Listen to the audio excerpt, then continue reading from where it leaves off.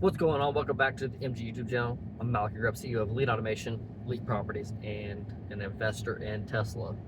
Also, we do a Turo business, which we have some videos coming out on that with our Turo accident situation and how we're working through that and what kind of things we're dealing with on that side of things. But yeah, I don't talk much about that, nor do I ever really even bring it up.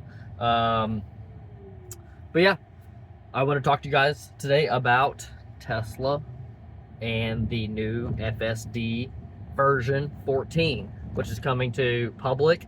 It's gonna probably be what's rolled out to the robo taxis, and I think this version 14 is also likely going to have a lot of the robo taxi implementations added into that version package.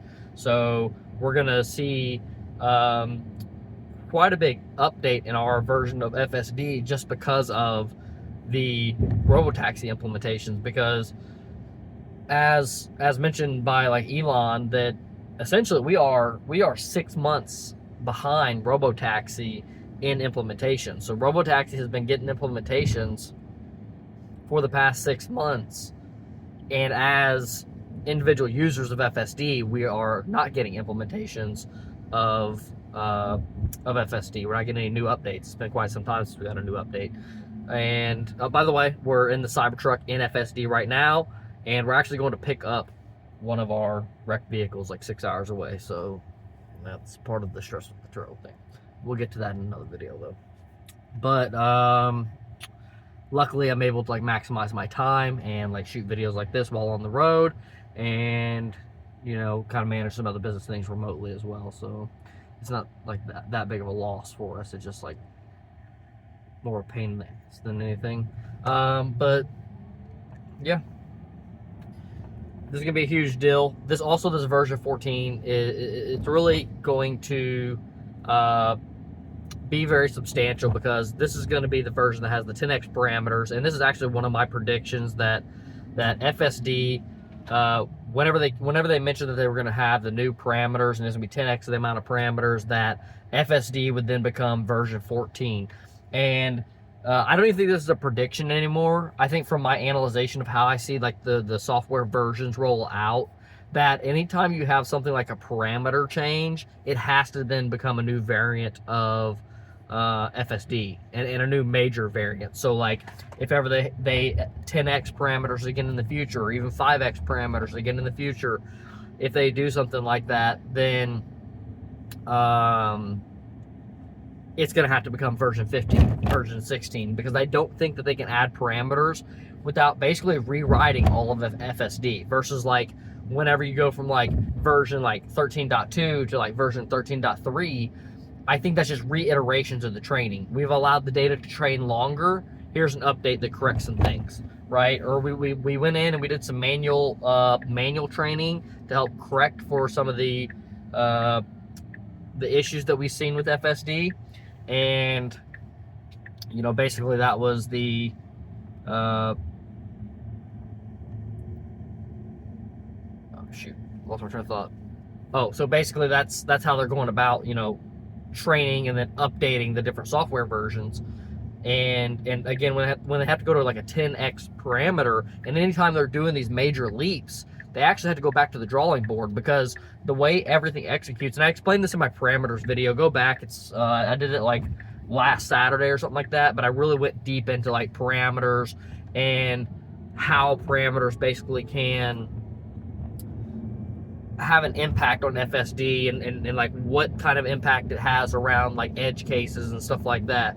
So very good video to go watch. It's a pretty long video. It's about like 30 minutes long, but goes into deep detail on those types of things.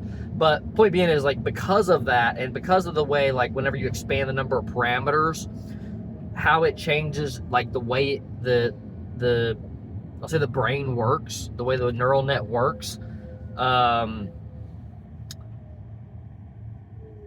It's almost like the brain is making pre-decisions before you even get to another decision that you would have made in the past.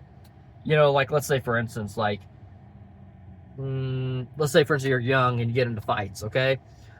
Well, maybe when you're young and you get into fights, your thought is, okay, after I get in this fight, how do I not get in trouble for getting in a fight? Do I run? Do I do this or do I do that? But as a mature person, you go a step before that and you say, I'm just not going to get in a fight. You know what I mean? And so you do like the mature thing and you don't get in a fight. And so that, like, that's the way, like, kind of the differences between the neural nets, whenever they're going from, like, you know, a version 13 to a version 14, and they're 10xing the parameters. It's basically a matured brain, so that, like, again, you wouldn't even got to the fight scenario. You would have stopped before the fight scenario, and you would have made a different decision prior to that. So that's why it's hard to kind of reuse the existing learnings into the new data. Now, I'm not saying that there's not parts and pieces of it that can be reused, because they're giving us no insight into the way that it's trained, how much data or what data is able to be reused, and like what's lost in training. Again, but if my premise is that pretty much everything is lost, you might as well say you're starting from scratch. Every time you go to a new version, you're starting from scratch. And that's the reason why Tesla, XAI, and like Meta, all these people, all these big companies are creating these mega data centers for compute for AI, right? And it's because no matter what, you will have to always compute in the future. You're either going to have to compute for training, you're going to have to compute for execution, but the other thing is, things are always going to improve. And or, let's say for instance, like even like self-driving gets so good that like you only make negligible increases in the safety over time, because you only have like one wreck every like 100 million miles or every billion miles or something like that. It's like, how much more better can you get it than that, right? And people will try to improve on that. However, the amount of compute and the amount of data and the amount of effort and the amount of resources that goes into the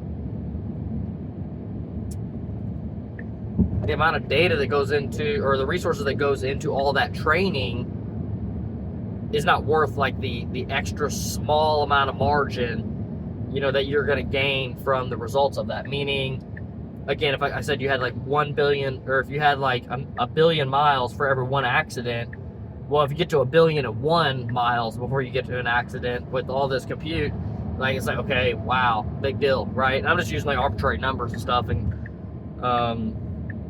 but just kind of like really trying to point out an example. After FSD is solved, then it'll be more so, doing compute to like understand the real world and maybe start looking at different things, right? It's going to look at what else can I learn besides just driving? What else can I learn from the world besides just driving? I have all these cameras running around all the time, capturing the real world, capturing what's going on in the real world. What other kind of things can we do with AI? And so then they have all the data structure to do that, right? Now they're going to move on, and let's say first they need a lot less compute in the future for things like robotaxi and training and making it better. Maybe that compute now gets used for Optimus, right? But the compute will never die, because we're always going to expand AI, and we're always going to expand the learning that we need to do in order to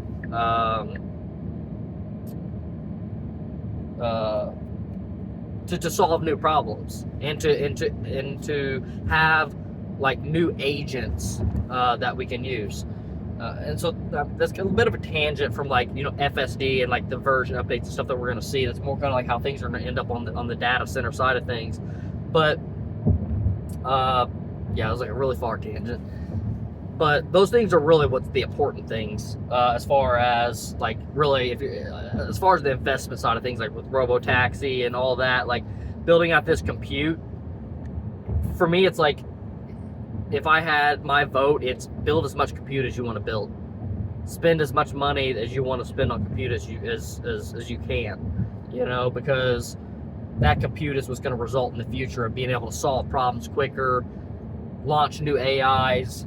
Whenever it comes to things like Optimus robot,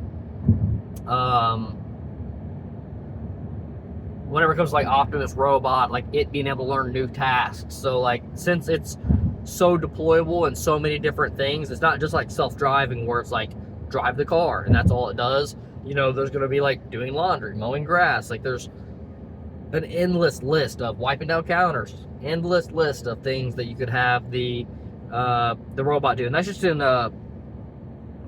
like a residential personal operation scenario. This is not even including like factories and doing assembly work and, you know, just doing some of the human tasks that some like human operators do in like the manufacturing space or just any other sector as well. You know, you have like, you know, things like commercial cleaning, you have construction work, you know, so all these things are take decades and decades to train for. Even if they can get to a point where like they can train robot via video, it's just gonna take us decades to fill all of it out, right? I'm not saying that like certain problems won't be solved in like the next 5 to 10 years, because I think there is going to be a lot of problems solved in the next 5 to 10 years. I think a lot of household items they're going to try to solve first, because I think there's a huge addressable market for like assistance. And then like if me and you buy a robot, there's just a huge addressable market for. You want to go in here, restroom? Okay. So there's my first intervention right now today, but that's just because I wanted to whip into this gas station real quick. But yeah, let me know if this was helpful. I'm gonna actually jump off here and go to the restroom as well. And yeah, make sure to subscribe if you're interested in any other Tesla related content, business and entrepreneurial related content. While we're on this drive, we'll also record the Turo insurance claim things and kind of do probably. Oh no, it's gonna ring forever. We'll probably do some follow-up. We're probably gonna do some follow-up videos of that process too, and just like kind of give you like end results of what ends up happening. But yeah, so subscribe for that. Yeah, so Turo actually did just message me on No, X. you can subscribe and just see. Yeah. Yeah. You'll catch you in the next video. Peace out.